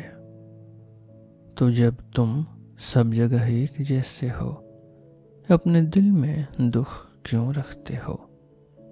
यहाँ वही आत्मा है जो पुण्य पाप, असलियत बिन असलियत, इच्छा बिन इच्छा सबसे बिल्कुल अलिप्त है। तो जब तुम सब जगह एक जैसे हो, अपने दिल में दुख क्यों रखते हो? यहाँ वही आत्मा है जो सब जगह एक जैसी है, जिसमें न दुख है न बिना दुख के है। यहाँ वही सबसे ऊंचा है जिसमें न सुख है न दुख है। सबसे ऊंचा सच न गुरु है न शिष्य। तो जब तुम सब जगह एक जैसे हो, अपने दिल में दुख क्यों रखते हो? सच में न कोई शाखा है न बिना शाखा है, न कोई चल है न अचल है, न कोई एक जैसा है न कोई विविधता है।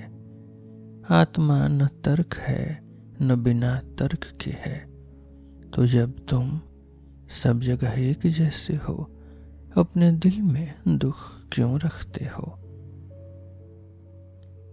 यहाँ वही असली सार है जो हर सार का केंद्र है और जिसे अपने व्यक्तिगत चेतना से, अपने इंडिविजुअल कॉन्शियसनेस से अलग बताया गया है।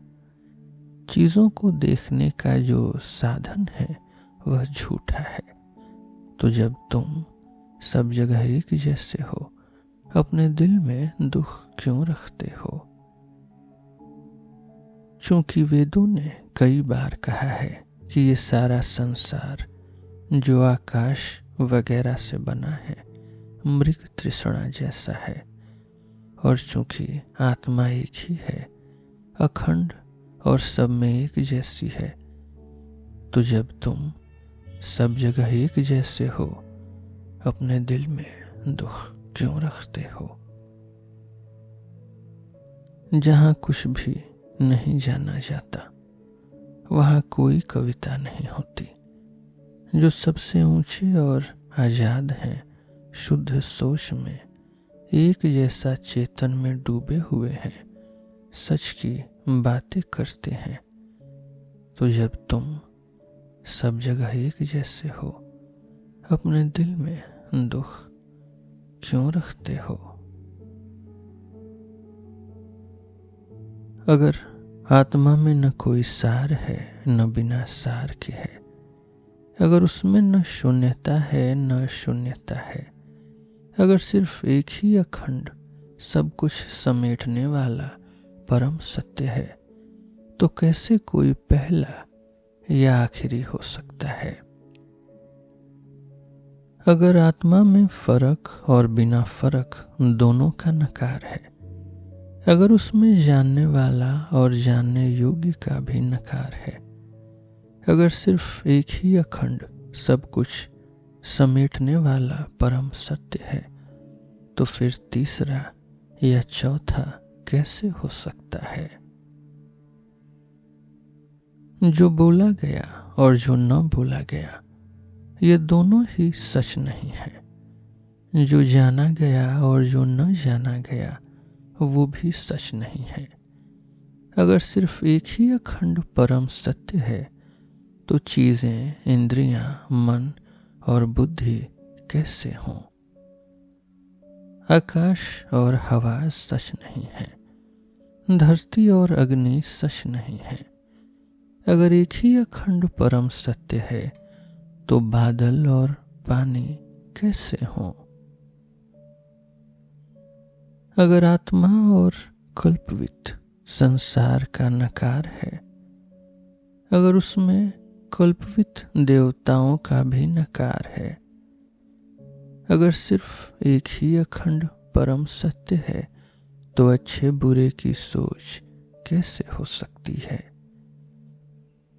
आत्मा में मौत और अमरता दोनों का नकार है। इसमें क्रिया और निष्क्रियता, एक्शन और इनएक्शन दोनों का नकार है। अगर सिर्फ एक ही अखंड परम सत्य है, तो आना और जाना कैसे हो सकता है। यहाँ प्रकृति और पुरुष जैसे कोई भेद नहीं है। यहाँ कारण और परिणाम का भी कोई फर्क नहीं है। अगर सिर्फ एक ही अखंड परम सत्य है, तो आत्मा और गैर आत्मा, सेल्फ और नॉन सेल्फ की बात कैसे हो। यहाँ दुख के किसी तीसरे या गुणों से जुड़े दूसरे प्रकार का आना नहीं है। अगर सिर्फ एक ही अखंड परम सत्य है, तो यहाँ बूढ़ा, जवान और बच्चा कैसे हो सकता है। परम सत्य में न कोई जाति है, न जीवन का कोई चरण है, न कोई कारण है, न कर्ता है। अगर सिर्फ एक ही अखंड परम सत्य है, तो न नष्ट और अनश्वर की चेतना कैसे हो। डिस्ट्रॉयड और अनडिस्ट्रॉयड की कॉन्शियसनेस कैसे हो। नष्ट और अनश्वर दोनों झूठ हैं। जन्मा और अजन्मा दोनों झूठ हैं। अगर सिर्फ एक ही अखंड परम सत्य है तो नाशवान और अविनाशी कैसे हो, पेरिशेबल और इम्पेरिशेबल कैसे हो। आत्मा में न पुरुष है न अपुरुष, न स्त्री है न नारी रहित। अगर सिर्फ एक ही अखंड परम सत्य है तो सुख और बिना सुख के अनुभव कैसे हो। अगर परम सत्य में भ्रम और दुख, शंका और पीड़ा नहीं है, अगर सिर्फ एक ही अखंड परम सत्य है तो मैं और मेरा कैसे हो सकता है। परम सत्य पुण्य और पाप, बंधन और मुक्ति का नाश है। अगर सिर्फ एक ही अखंड परम सत्य है तो यहाँ दुख या बिना दुख के अनुभव कैसे हो। यहाँ यज्ञ कर्ता और यज्ञ का कोई भेद नहीं, यहाँ अग्नि और सामग्री का कोई भेद नहीं। अगर सिर्फ एक ही अखंड परम सत्य है तो कर्म का फल कैसे हो। आत्मा न दुख और न बिना दुख के जुड़ी है। आत्मा न अभिमान और न बिना अभिमान से जुड़ी है। अगर सिर्फ एक ही अखंड परम सत्य है तो लगाव और विरक्ति, अटैचमेंट और नॉन अटैचमेंट का अनुभव कैसे हो। यहाँ न माया और न माया से मुक्ति जैसा कोई परिवर्तन है। यहाँ न लोभ और बिना लोभ के जैसा कोई परिवर्तन है।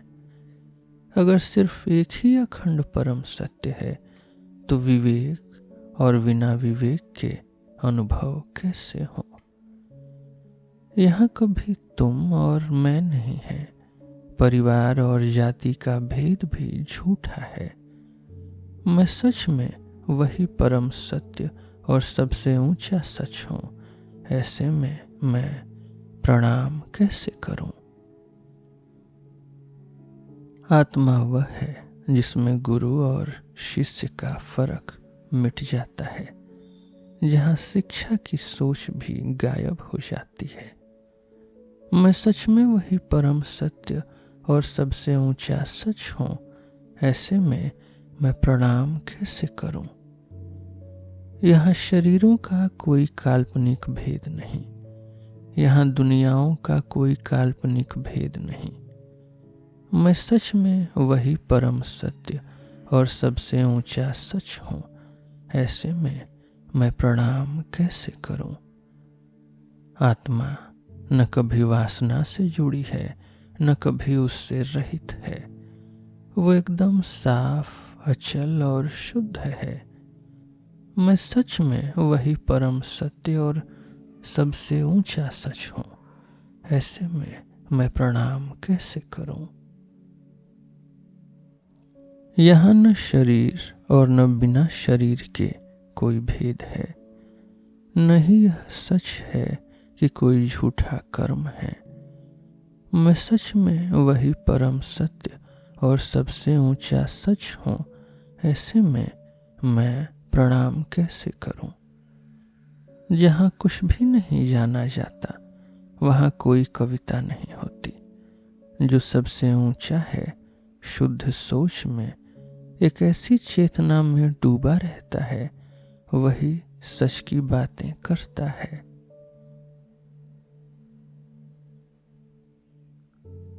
जो सच में जाग गया है वो चाहे नंगा घूमे या रास्ते में बटोरी हुई फटी पुरानी चादर पहने। वो अच्छे बुरे के रास्ते को छोड़कर खाली जगह में शांति से रहता है और हमेशा उस एक जैसी बिल्कुल साफ शुद्ध अवस्था में डूबा रहता है।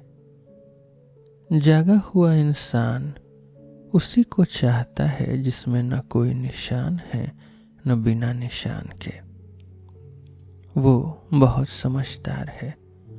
उसके लिए सही गलत कुछ नहीं है। वो खुद परम सत्य है, बिल्कुल साफ और शुद्ध। ऐसा आजाद इंसान बहस या झगड़ा में कैसे उलझ सकता है? उम्मीदों के जाल से जो आजाद है और जो किसी तरह की पूजा पाठ में नहीं फंसा है, वो हमेशा उस परम सत्य में डूबा रहता है। सब कुछ छोड़कर वो खुद सच्चाई एकदम साफ और बेदाग हो जाता है। यहाँ शरीर और बिना शरीर के लगाव और विरक्ति की बातें कैसे हो सकती हैं? यहाँ तो सच अपने आप में एकदम नेचुरल, शुद्ध और आकाश जैसा अडोल है। जहाँ सच मिल गया है, वहाँ रूप और बिना रूप की कोई बात नहीं। जहाँ सबसे ऊंचा है, जो खुद आकाश जैसा है, वहाँ किसी चीज का देखना भी मुमकिन नहीं।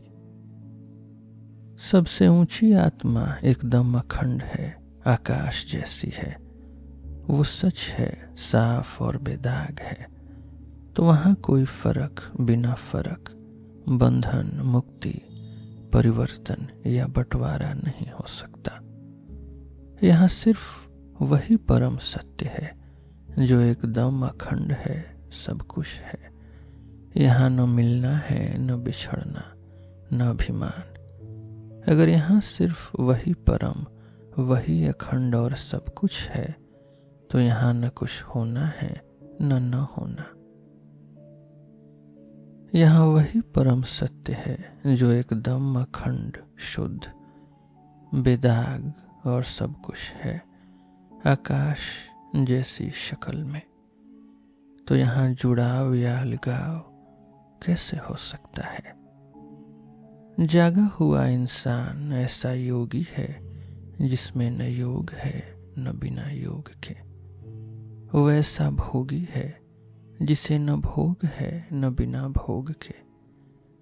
वो अपने मन की खुद ब खुद उठी खुशी में मस्त घूमता है। अगर योगी हमेशा ज्ञान और अनुभव, द्वैत यानी डुअलिटी और एकता में बंधा रहे, तो वो यहाँ आजाद कैसे हो सकता है? योगी नेचुरल और बिना लगाव के कैसे हो सकता है? वो तो बस उस शुद्ध, बेदाग, एक जैसी अवस्था का भोग करता है। आत्मा ही विनाश है, जिसमें न नाश है न नश्वर है।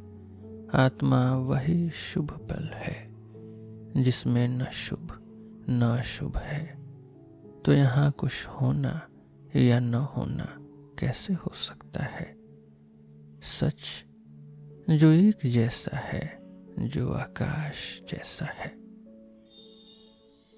जो सब कुछ छोड़कर आत्मा में एक हो गया, वो खुद सब कुछ है, आजाद है और सच से भी परे है। तो फिर यहाँ जीवन और मृत्यु कैसे हो सकती है? और ध्यान या बिना ध्यान से कुछ हासिल कैसे हो सकता है? ये सब जादू है, जैसे रेगिस्तान में मृग तृष्णा। बस वही एक अखंड, कोई भेद न होने वाली आत्मा सच में है। सारे काम, धर्म से लेकर मोक्ष तक, इन सब से हमें कोई मतलब नहीं। हमारा लगाव या विरक्ति से कुछ लेना देना नहीं। ये सब तो बस पढ़े लिखे लोग सोचते हैं। जहाँ कुछ भी नहीं जाना जाता, वहाँ कोई कविता नहीं होती। सबसे ऊंचा, सबसे शुद्ध सोच में, एक जैसी चेतना में डूबा हुआ सच की बातें करता है। जब मैंने तेरी यात्रा की, तो तेरी सर्वव्यापकता, ऑल परवेजिवनेस को मैंने मिटा दिया। मेरे ध्यान ने तेरे मन से परे होने को मिटा दिया। तेरी वाणी से परे होने को मेरे भजन ने मिटा दिया। इन 3 गलतियों के लिए मुझे माफ कर देना। सच्चा साधु वही है जिसकी समझ वासना से नहीं बिगड़ी, जो संयमी, कोमल और शुद्ध है, जिसके पास कुछ भी नहीं, जो किसी चीज में आसक्त नहीं, जो संतुलित खाता है, शांत और स्थिर है, और जिसने मुझ में शरण ली है। साधु हमेशा सतर्क और मजबूत इरादों वाला होता है। उसकी सोच गहरी है और उसने 6 बंधनों को जीत लिया है। वो घमंडी नहीं है, दूसरों का सम्मान करता है। वो ताकतवर, सबका दोस्त, दयालु और समझदार है। साधु दयालु, अहिंसक और सब कुछ सहन करने वाला है। उसका दिल साफ है और वो सच्चाई की आत्मा है। वो सबके साथ बराबरी से पेश आता है और सबका भला चाहता है। सच्चे लोगों को अवधूत की पहचान होनी चाहिए, जो वेदों के अक्षरों के असली अर्थ को जानते हैं और वेद और वेदांत सिखाते हैं। अक्षर का अर्थ है कि अवधूत, आशाओं के बंधन से मुक्त है, शुरुआत, मध्य और अंत तीनों में शुद्ध है और हमेशा आनंद में रहता है।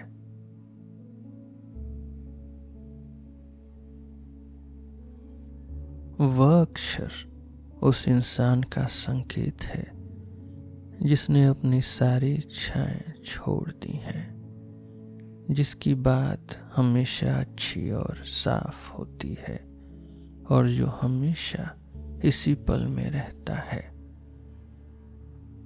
धू अक्षर उस इंसान का निशान है जिसके अंग धूल से ढके हुए हैं, जिसका मन बिल्कुल साफ हो चुका है, जो हर तरह की बीमारी से मुक्त है और जो ध्यान समाधि की जरूरत से भी आजाद हो चुका है।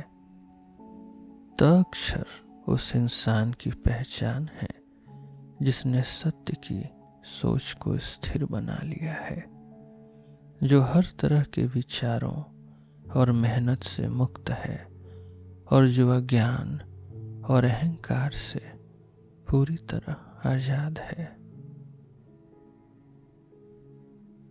दत्तात्रेय अवधूत द्वारा बनाया गया है, जो खुद आनंद का रूप है। जो भी इसे पढ़ता या सुनता है वह कभी दोबारा जन्म नहीं लेता। जिसने अपने असली आत्मा को जान लिया वह कभी जन्म मरण में नहीं पड़ता। ओम।